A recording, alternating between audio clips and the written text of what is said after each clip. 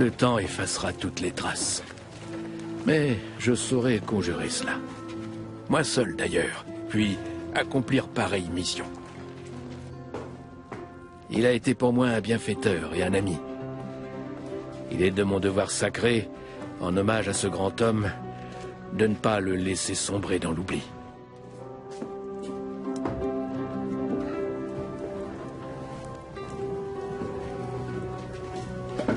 Bien des années se sont écoulées depuis ce mémorable jour de Noël où Charlemagne, mon roi, a été couronné empereur à Rome.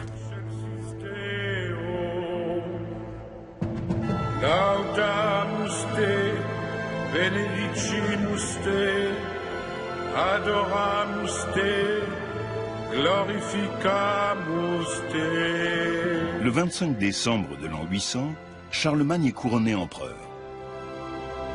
Alors, à l'apogée de sa puissance, il règne sur un empire qui s'étend sur la majeure partie de l'Europe occidentale.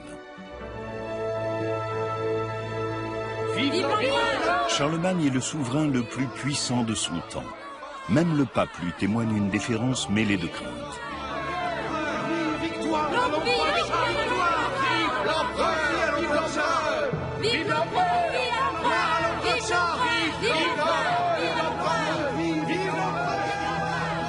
Un seul homme est à même de conter l'histoire de Charlemagne, son ancien compagnon de route, Éginard, l'un des plus illustres érudits de son temps.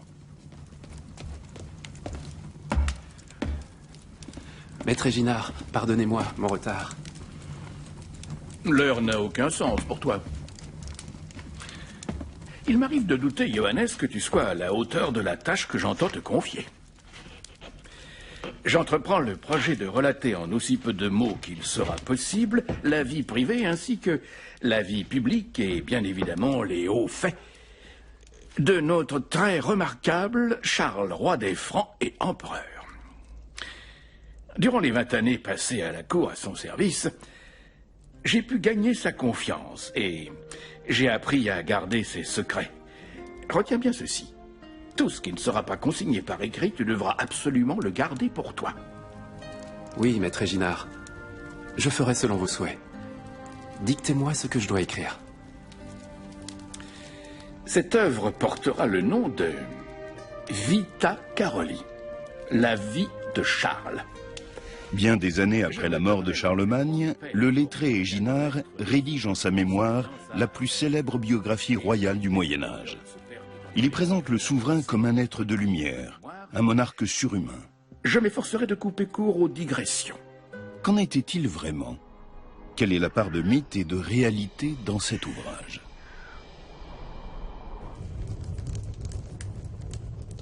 L'histoire débute en des temps troublés. Pépin le Bref, le père du futur Charlemagne, entend devenir roi des Francs alors qu'il n'est pas l'héritier de la couronne.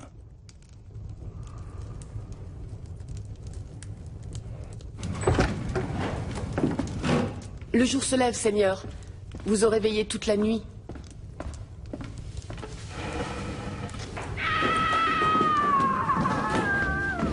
Pépin le Bref a de grandes ambitions et il espère avoir un fils afin de pouvoir fonder une dynastie. C'est un garçon. 4 longues années s'écoulent après le mariage de Pépin et Bertrade jusqu'à la naissance en avril 748 de leur premier fils, l'héritier tant attendu. Va annoncer la nouvelle à ton Seigneur.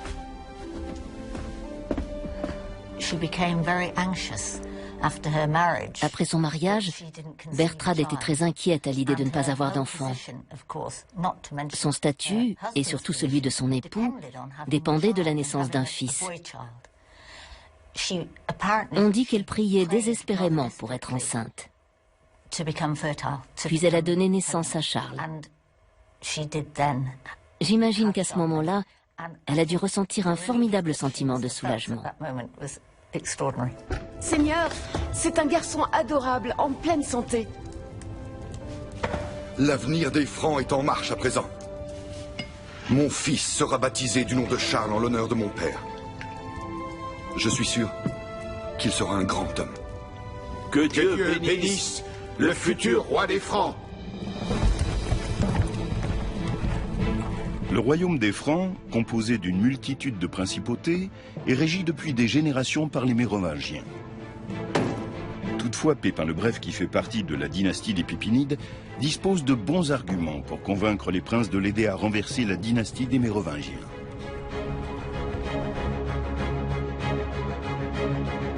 Pépin le Bref cherche à étendre son royaume. Sous la dynastie des Mérovingiens, les Francs ont conquis de nombreux territoires. Des parties de la France actuelle viennent s'ajouter aux régions de colonisation originelles situées sur les rives du Rhin et de la Moselle. En l'espace de 3 siècles, le royaume des Francs devient ainsi une grande puissance d'Europe centrale. De votre côté, abbé Burkhard, que vous a-t-on dit? J'ai entendu toutes sortes d'échos contradictoires. Je ne sais si l'on peut s'y fier. De Neustrie vient une rumeur qui dit qu'en Bourgogne et en Alémanie, des princes veulent rejoindre les rangs de Pépin le Bref, notre roi. Je vous remercie d'être venu aussi promptement. Le nombre des transfuges ne cesse d'augmenter. Le roi Childéric n'a désormais plus que de rares partisans. Il n'y aura bientôt plus aucun obstacle à mon triomphe. Seulement, sans un puissant allié prêt à prendre mon parti, les opposants n'accepteront pas la défaite. Abbé Fulrat, abbé Burkhard, que diriez-vous d'une mission à Rome?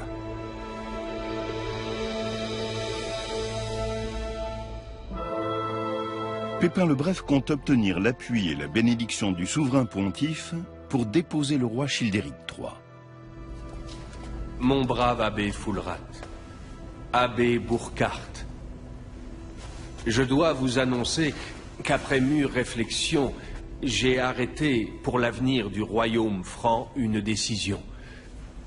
Mieux vaut que la royauté revienne à celui qui possède le pouvoir, plutôt qu'à celui à qui ne subsiste plus guère d'autorité. Aussi, en vertu du pouvoir apostolique, le maire du palais Pépin sera fait roi des Francs. Votre sainteté, cette décision prise dans l'intérêt des Francs ne saurait vous desservir. Le pape était devenu pour les Francs eux-mêmes une autorité d'une visibilité sans précédent. Il semble que Pépin le Bref ait éprouvé la nécessité de trouver en dehors de la noblesse et de l'épiscopat franc une instance pour légitimer et affermir ses ambitions politiques. Il n'avait guère d'autre choix que de se tourner vers le pape. Ainsi fut fait selon les ordres du pontife romain et le père de Charles, Pépin, fut élevé au rang de nouveau roi des Francs. Quant au dernier souverain mérovingien, Pépin lui fit raser la tête et il lui imposa de finir ses jours cloîtré dans un monastère. Retourne donc à ton pupitre, Johannes. Cela faisait longtemps que les rois mérovingiens n'exerçaient plus le pouvoir. Ils n'avaient plus de roi que le nom.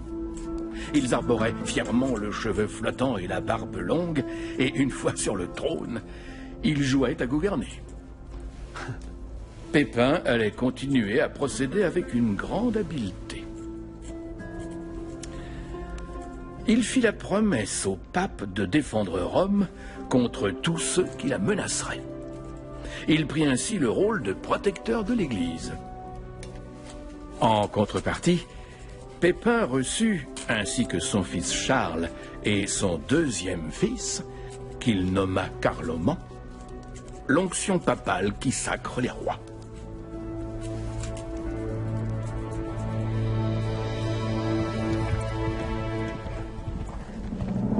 La nouvelle dynastie carolingienne compte désormais 2 héritiers au trône, Charles et son frère Carloman. Dans leur jeunesse déjà, ils se comportent comme des rivaux plutôt que comme des frères.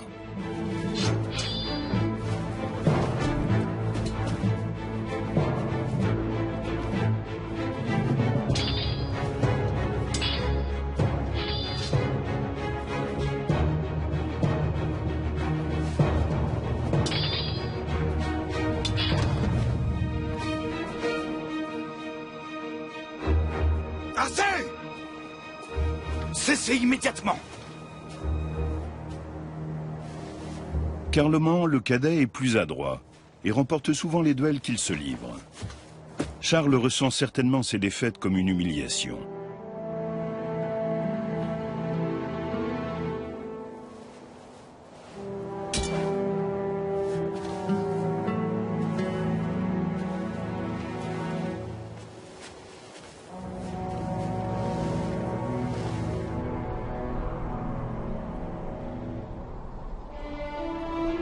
Je vous ai convoqué afin que vous soyez témoins de mes dernières volontés. Je veux partager équitablement le royaume franc entre mes deux fils. Je vous en conjure, soyez-leur aussi fidèles qu'à moi. Accordez-leur votre loyauté.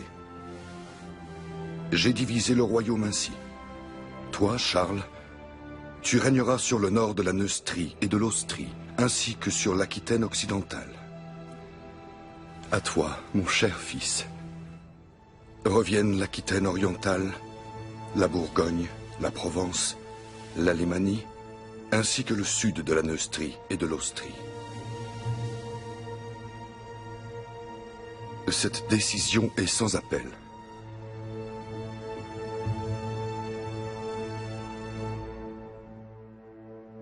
De prime abord, le partage du royaume semble équitable. Pourtant, Charles se sent lésé. Son royaume s'étire en arc de cercle autour de celui de son frère, et il doit donc effectuer des déplacements nettement plus longs pour se rendre d'une région à l'autre. La répartition voulue par Pépin est assez bizarre, puisque le partage n'est pas cohérent géographiquement. Les territoires de Charlemagne entourent les territoires de Carloman. Ils ont eu chacun une partie de l'Aquitaine. L'Aquitaine était depuis les temps mérovingiens une région très prisée. Ce partage très bizarre avait certainement aussi pour raison d'être de forcer ses fils à s'entendre, ce qu'ils n'ont pas su faire, ce qu'ils n'ont pas voulu faire. Il y a certainement une rivalité pour le pouvoir suprême. La basilique de Saint-Denis abrite la nécropole de nombreux souverains francs et français depuis Dagobert Ier. Sous ces gisants de marbre blanc reposent côte à côte Pépin le Bref et son épouse Bertrade.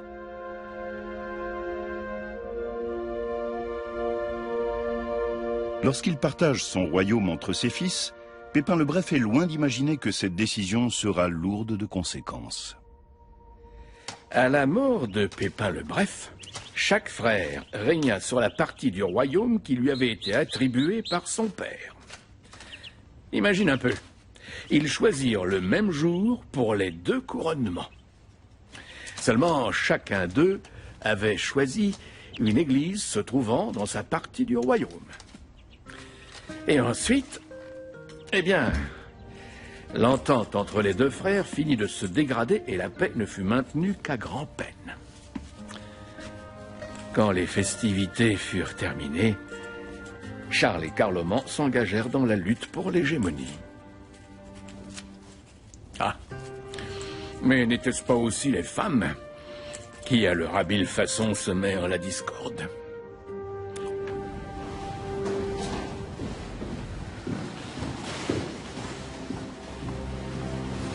Ton père aurait approuvé. Cette famille est influente et riche. Ce mariage me vaudra le soutien des Bavarois et des Lombards. Cela renforcera mon royaume.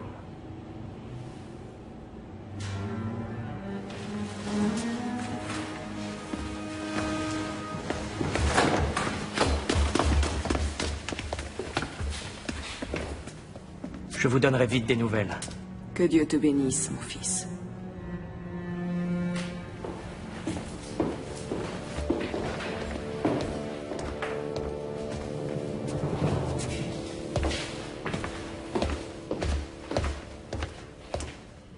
Quelle est donc l'affaire qui revêt ton importance?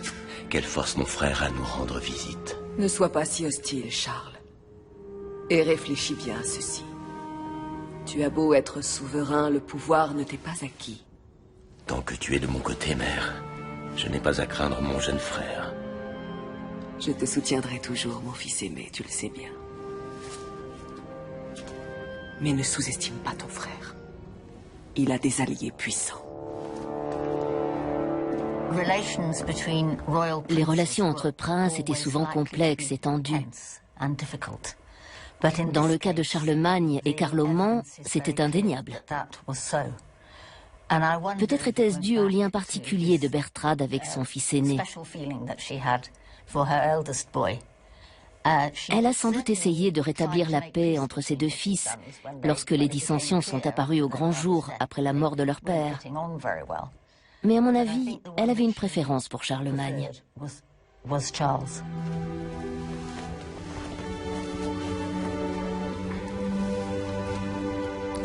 Mon cher roi, ne crois-tu pas qu'un héritier viendrait à point nommé? Quelle infamie si, dans ce domaine, ton frère venait à te devancer. J'ai une nouvelle qui peut t'intéresser. J'ai surpris une conversation dans laquelle Carloman disait qu'il aurait bientôt une épouse.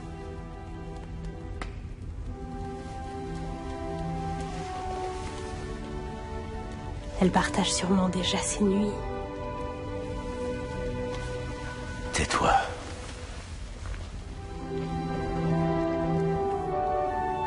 Tu n'as aucune inquiétude à te faire à ce sujet.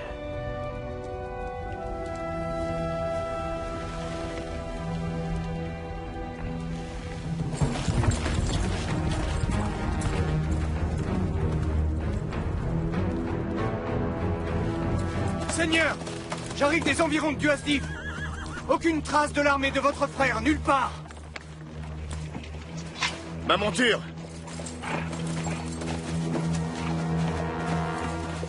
Aux frontières du royaume, une révolte éclate en 769.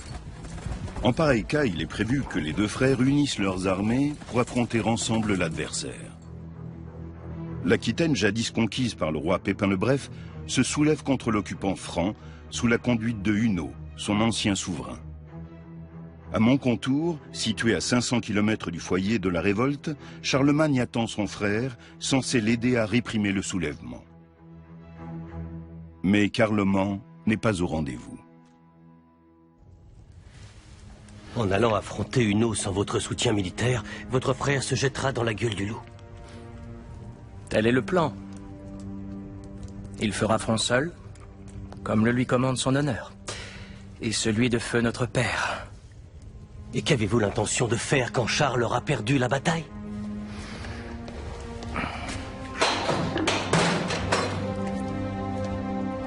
Quelle noble visite. Mais que me vaut l'honneur? Aussi loin que remonte notre histoire, les rois francs ont fait front commun. Nous avons juré fidélité à cette loi sacrée. Ne t'en souviens-tu pas? Puisque cette loi te semble si sacrée, fais comme moi, mon cher frère. Renvoie tes soldats chez eux. Tu veux peut-être que nos sujets aient une raison de rire de nous. Tu m'avais promis ton soutien. N'as-tu pas de parole? Ma foi, j'ai bien réfléchi et je me suis ravisé. À ta santé, mon frère. Tu surmonteras bien cet outrage. Ignoble traître. Tu vois, Charles, tu pourrais me tuer, tu en as la force. Ce qui te manque le plus, c'est le courage.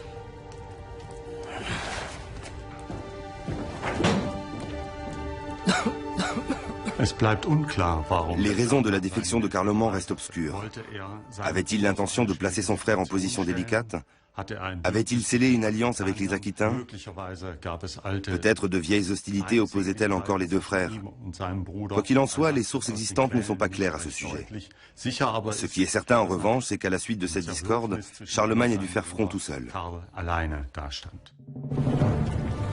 Charlemagne tombe dans le piège tendu par son frère. S'il renonce au combat, ce sera un aveu de faiblesse de sa part. Mais affronter seul l'adversaire représente un risque considérable, car Charlemagne ne peut se permettre une défaite. Un roi ne reste roi que si la fortune des armes, et par là même Dieu, lui est favorable. Peut-être Charlemagne s'engage-t-il avec assurance dans cette aventure, car il dispose d'armes et de techniques tout à fait novatrices pour l'époque.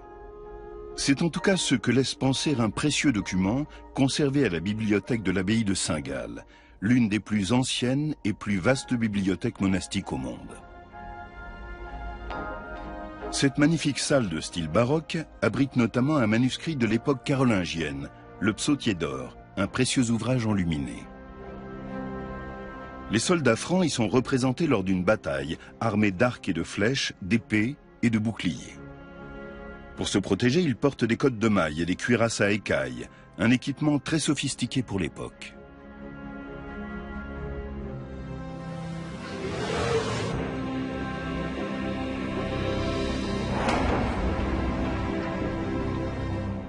L'armée de Charlemagne était extrêmement bien équipée. Et surtout, ce que l'ennemi voyait en premier, c'était les guerriers en armure, qui étaient terrifiants. Une équipe de chercheurs va réaliser une expérience afin de déterminer la vitesse et la force de pénétration d'une flèche au moment où elle frappe une armure. À cette fin, la flèche sera filmée au moyen d'une caméra à haute vitesse. Un buste en savon, dont la densité est comparable à celle du corps humain, fait office de mannequin. Le tireur est placé à 10 mètres de sa cible.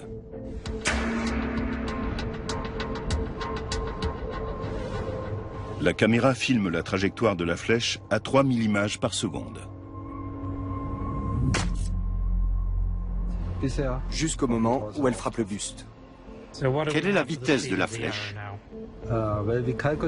D'après nos calculs, elle atteint 45 mètres à la seconde, ce qui correspond à 162 km/h. C'est rapide.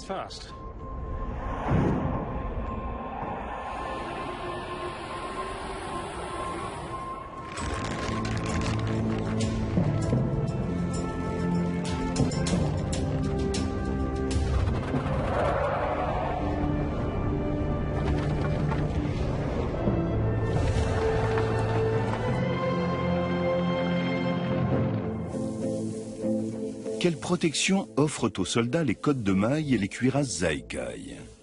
Est-ce là l'arme secrète de l'armée franque?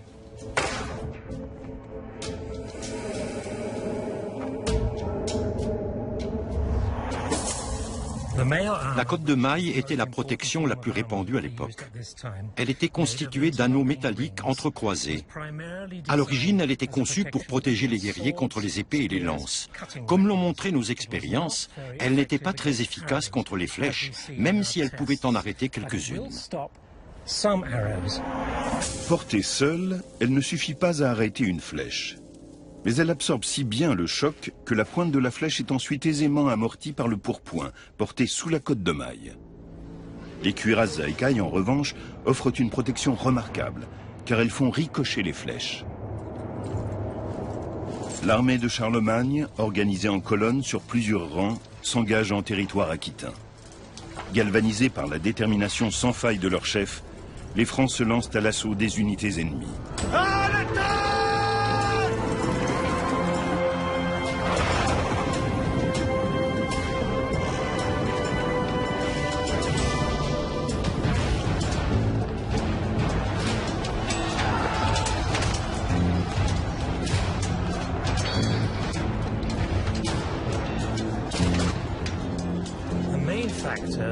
Les succès militaires de Charlemagne ont été rendus possibles avant tout grâce à l'argent. L'économie du royaume était en plein essor et disposait d'une forme primitive d'industrie qui produisait de très grandes quantités d'armes et d'armures.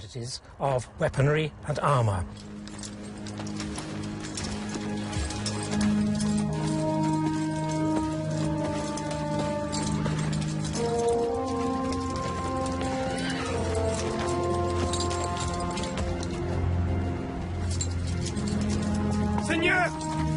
Seigneur! Vous avez un fils! Votre épouse vous a donné un fils! Nous avons un héritier! Nous serons les Francs! Toujours vainqueurs!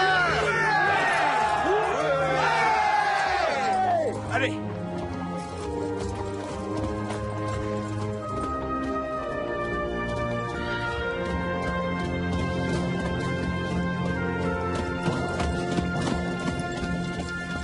À l'issue de cette victoire, Charlemagne se déclare seul souverain d'Aquitaine.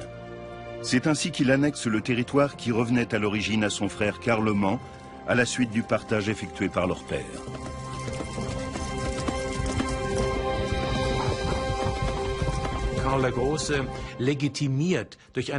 Grâce au succès de cette campagne, Charlemagne légitime son pouvoir. Il s'impose auprès de ses hommes comme un chef de guerre capable de vaincre. C'est un gage de légitimité qui conforte sa stature royale. Carloman le Cadet n'avait peut-être pas envisagé qu'il serait éclipsé en cas de victoire de son frère.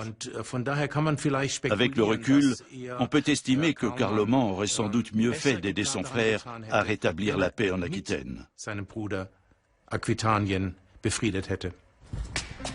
Charles donna à son fils le nom de son père, Pépin. Il était évidemment très heureux d'avoir pris cette avance sur son frère et de pouvoir montrer par ce geste sa suprématie. Seulement, à peine quelques mois plus tard, se produisit une ignominie. Carloman eut lui aussi un garçon comme premier-né et lui donna également le nom de Pépin. C'était une grave provocation envers son aîné. Il faut savoir que durant tout ce temps, Charles a enduré la jalousie et l'hostilité de son frère avec une telle patience que cela finit par attirer l'attention. Ouais, beaucoup de personnes s'attendaient à le voir en colère et ne comprenaient pas qu'il puisse garder son calme. Il ne rendait de compte à quiconque, il réglait ses affaires à sa manière. Jusqu'au jour où il devint clair que sa mère Bertrade s'était également mise en tête de régler ses affaires, mais à sa manière à elle.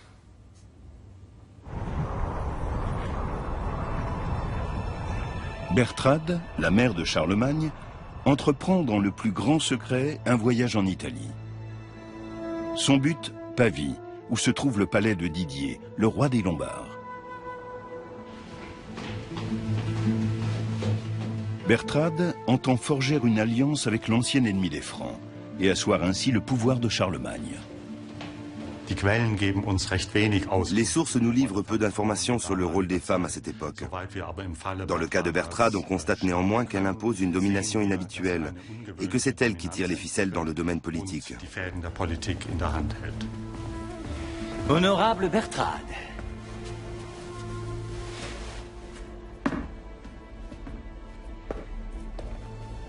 Si je puis me permettre, je trouve que vous êtes une femme d'une stature remarquable.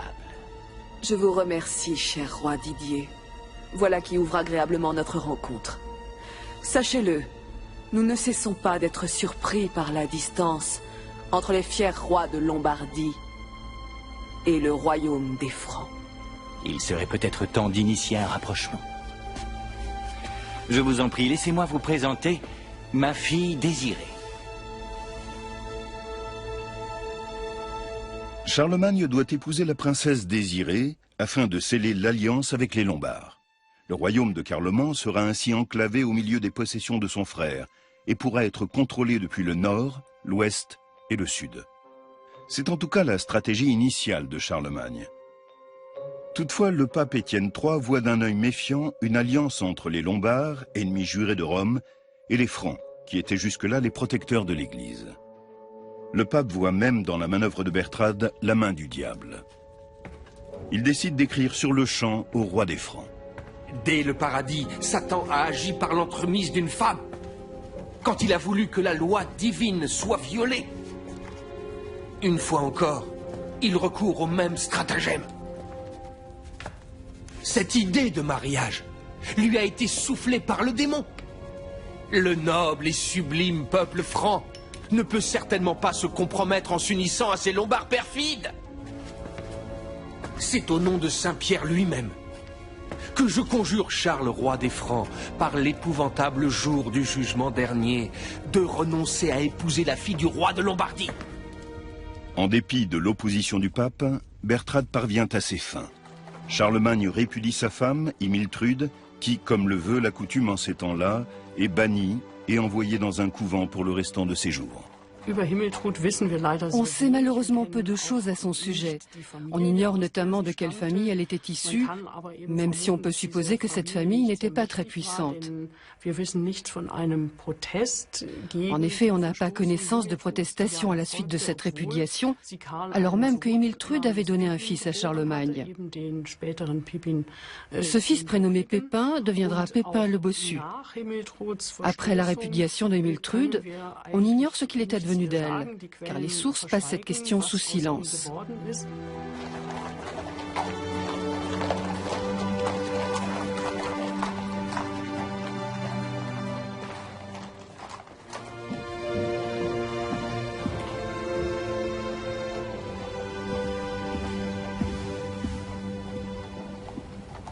Charles, ta fiancée a fait un long voyage. Elle voudrait te présenter ses hommages.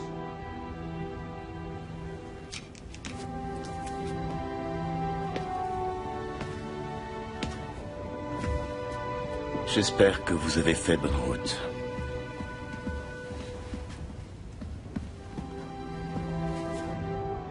Je vous attends pour le dîner.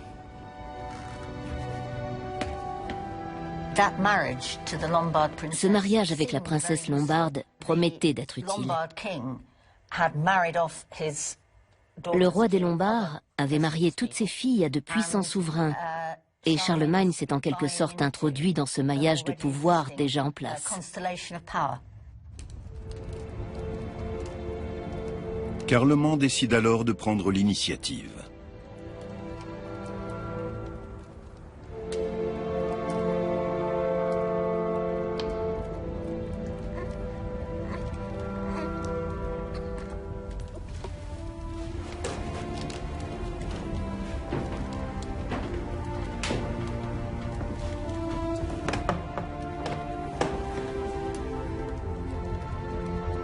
Je sais ce qu'il me reste à faire. Notre deuxième fils recevra le saint baptême du pape en personne. J'enverrai dès demain une requête à Rome.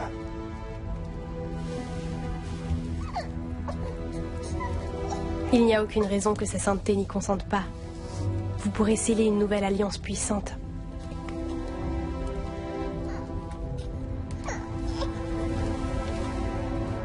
Mais Charles, et je ne te parle pas de Bertrade, ne voulait pas que se forme une alliance entre Carloman et le pape Étienne III. Et il réussit à l'empêcher. Ou plutôt, sa mère, devrais-je dire. Une fois de plus, Bertrade tira les ficelles et intrigua à sa manière. Tant et si bien que le pape finit par se ranger à son avis. Cela aurait plongé Carloman dans une si grande fureur qu'il aurait été jusqu'à envisager de mener ses troupes jusqu'à Rome. Jusqu'à la ville de Saint-Pierre, prince des apôtres, il voulait l'attaquer? C'est exact. Il aurait alors été impossible d'éviter que n'éclate la guerre fratricide qui couvait depuis longtemps. Seulement, la Providence en décida autrement. Les voies du Seigneur sont parfois réellement impénétrables.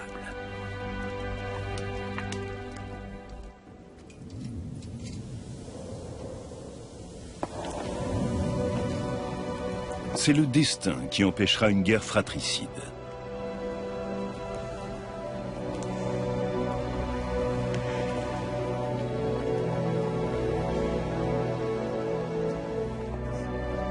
À l'âge de 20 ans à peine, Carloman meurt dans des circonstances mystérieuses.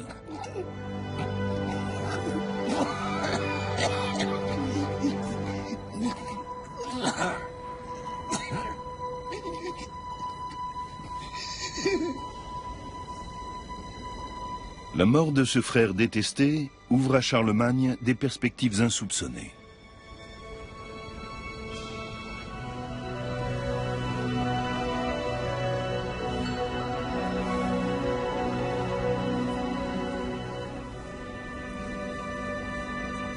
Promets-moi de bien veiller sur la vie de nos deux fils.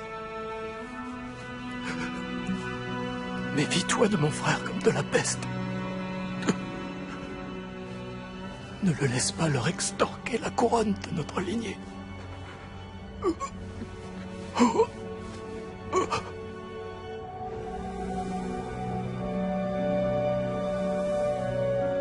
Charlemagne se proclame bientôt seul monarque du royaume franc.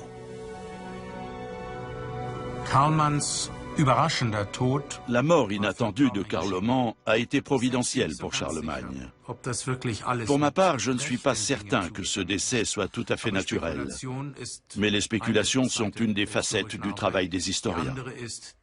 En l'occurrence, les sources sont les récits de témoins qui, dans ce cas précis, ne livrent aucun indice quant à une quelconque intervention de Charlemagne dans la mort de son frère.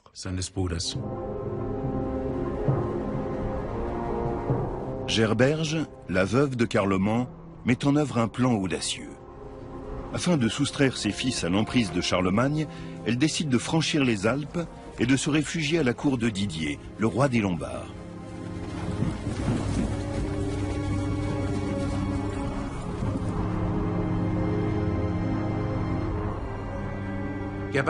Gerberge s'est enfuie en Italie, car elle espérait sans doute que la protection des Lombards lui permettrait d'échapper à son beau-frère, dont la puissance ne cessait de croître. Mais elle s'est trompée sur toute la ligne. 2 ans après, Charlemagne s'est lancé à la conquête du royaume lombard, et dès lors, tout espoir était perdu pour les héritiers de Carloman.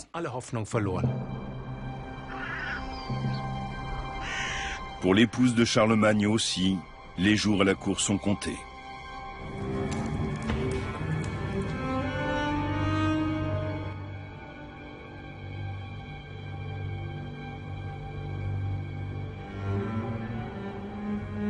Où donc est ton épouse? Elle a partagé ma table trop longtemps. C'était une erreur. Je n'aurais jamais dû accepter ce mariage. Ta belle famille constitue un allié de choix. Elle nous apporte sa puissance. Que signifie cette attitude? Elle signifie que moi, Charles, roi de tous les Francs, prendrai désormais seul toutes les décisions importantes. Et que ta Lombarde va s'en aller retrouver son peuple infect. Charlemagne a renoué avec la politique de son père et s'est détourné de celle de sa mère. Mais nous ignorons quelle a été au juste son opinion à ce sujet jusqu'en 771. Ce n'est qu'à la mort de son frère Carloman, événement qui a bouleversé la donne, qu'il a disposé d'une nouvelle marge de manœuvre. Mais ne mesures-tu donc pas les conséquences de ton geste? Tu veux déclencher une guerre? Ça ne me fera pas reculer. Mon père ne s'est-il pas battu contre les Lombards parce que le pape réclamait son soutien? Ces temps-là sont révolus. L'heure n'est plus à la guerre. Elle est aux alliances. C'est là que tu te trompes. Quelle raison a poussé ma belle-sœur à fuir chez le roi Didier, à ton avis? Elle va lui demander son soutien.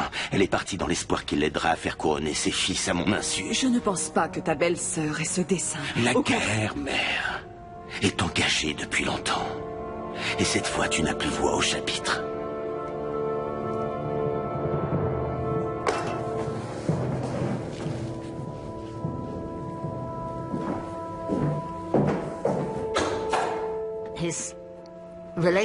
Les relations de Charlemagne avec l'Italie étaient en train d'évoluer. Il avait l'intention de sceller une alliance avec la papauté et donc de rompre avec les Lombards.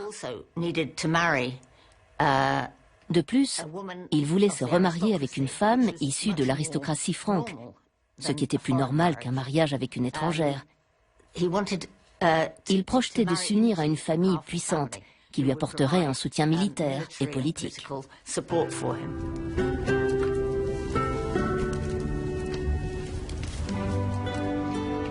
Charlemagne, qui a depuis longtemps renvoyé Désiré chez son père, roi des Lombards, épouse alors Hildegarde, la fille d'un comte de la noblesse alémanique. Au cours des 11 années suivantes, elle lui donnera 9 enfants.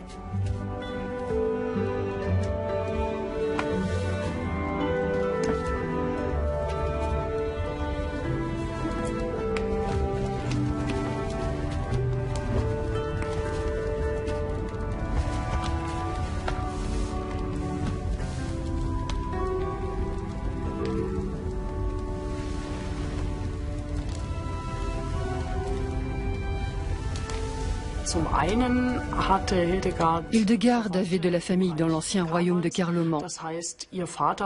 Son père est ainsi devenu un soutien majeur pour Charlemagne dans cette partie du royaume.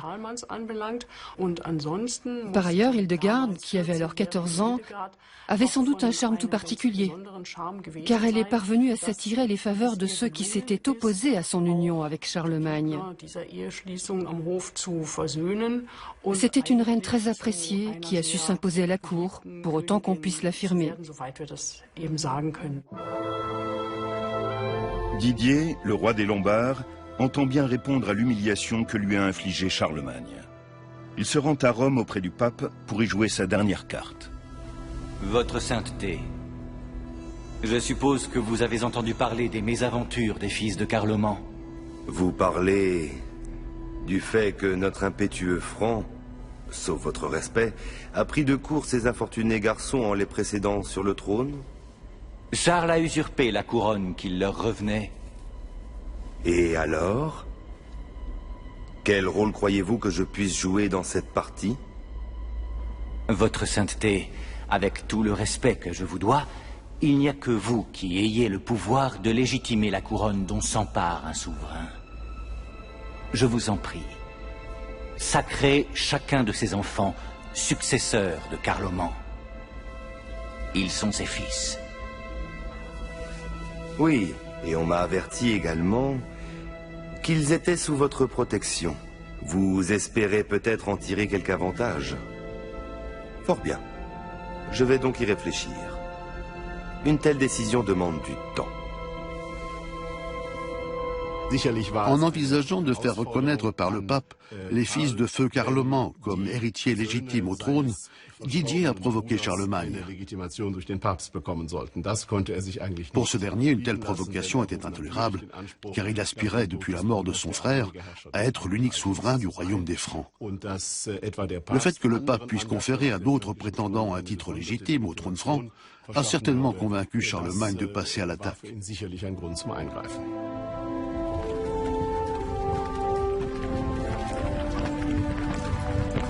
Au mois de mai 772, la guerre contre les Lombards semble inévitable. Cependant, l'attitude de Charlemagne envers ses neveux irrite de nombreux princes du royaume. Lorsque le roi des Francs procède à l'inspection annuelle de ses troupes, la situation est tendue. Prince Gérold, le fidèle vassal de mon défunt frère. Le vôtre désormais par la volonté de Dieu. Et aussi mon nouveau beau-frère. Allons, venez. Nous n'avons pas de temps à perdre.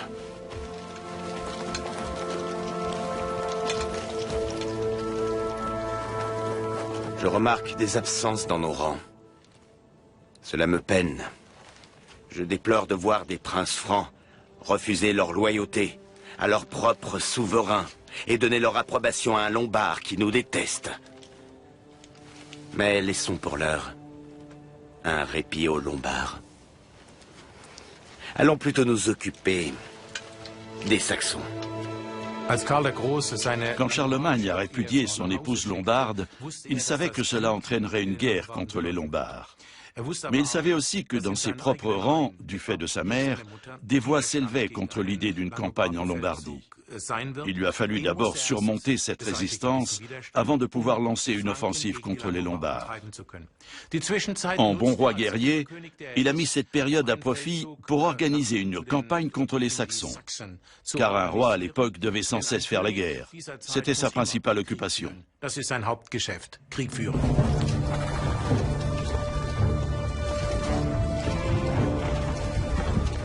Pépin le Bref, le père de Charlemagne, a lui aussi combattu les Saxons en son temps.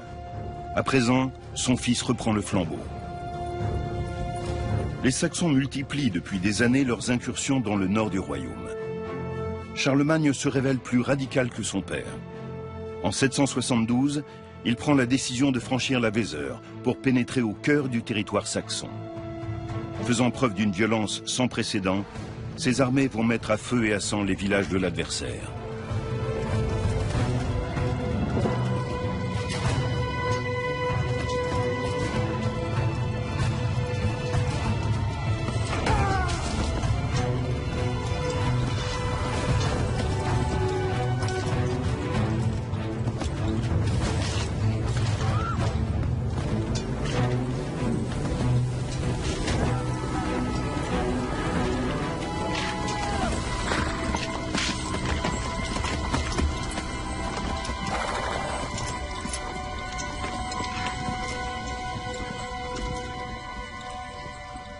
À la différence des Francs, les Saxons n'étaient pas chrétiens et n'étaient donc pas baptisés.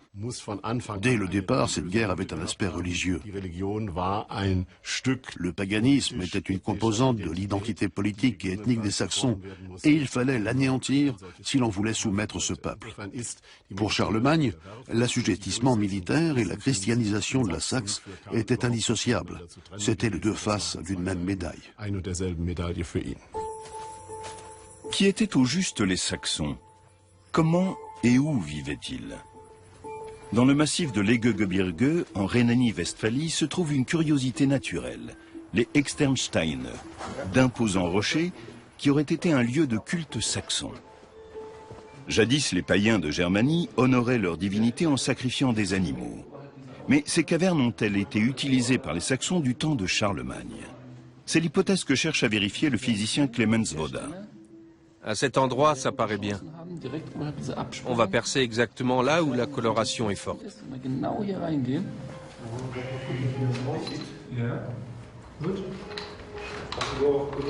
Les chercheurs ont découvert ici des traces d'incendie. Reste à déterminer à quelle époque on a fait du feu dans cette caverne. Clemens Woda espère que la datation par luminescence de l'échantillon prélevé pourra apporter une réponse à cette question.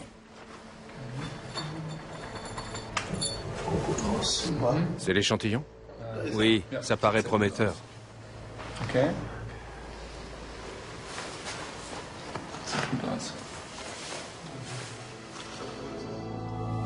Il existe peu de documents relatifs aux rituels religieux des Saxons. On sait toutefois que dans tous les cultes païens, le feu était sacré, tout comme le sang des bêtes sacrifiées, avec lequel les prêtres tentaient d'apaiser la colère des dieux.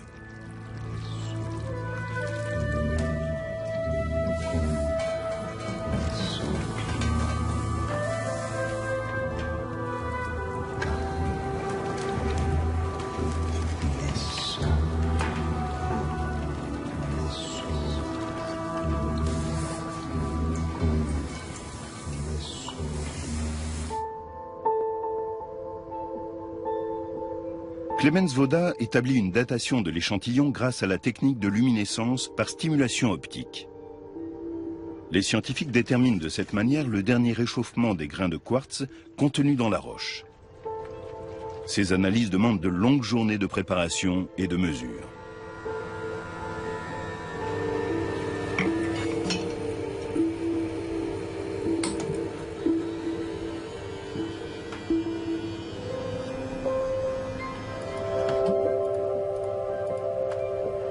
Les résultats indiquent la présence de feu dans ces cavernes au cours d'une période comprise entre les 8e et 16e siècles, donc déjà au temps des guerres entre Francs et Saxons.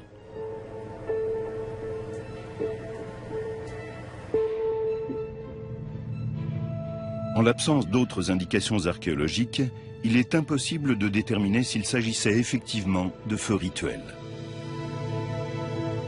Dans les environs, d'autres éléments indiquent l'importance toute particulière du site. Du temps de Charlemagne, c'est ici que s'élevait le légendaire Irminsul, le sanctuaire le plus important des Saxons. Ce frêne immense était leur arbre sacré. Surnommé l'arbre-monde, il soutenait, dit-on, la voûte céleste. Au XVIe siècle, un bas-relief chrétien figurant une descente de croix vient orner la paroi extérieure de la grotte principale. Un détail insolite saute aux yeux des observateurs. Il s'agit de la représentation d'une ramification comparable aux descriptions d'Irminsul qui sont parvenues jusqu'à nous.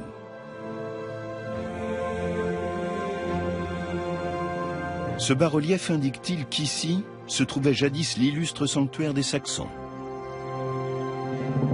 Cela expliquerait les efforts acharnés de Charlemagne pour soumettre ce territoire. Celui qui dominera ce sanctuaire dominera aussi les Saxons. C'est du moins ce qu'espère Charlemagne. Mais il ignore qu'il lui faudra livrer un combat de plusieurs décennies pour parvenir à ses fins.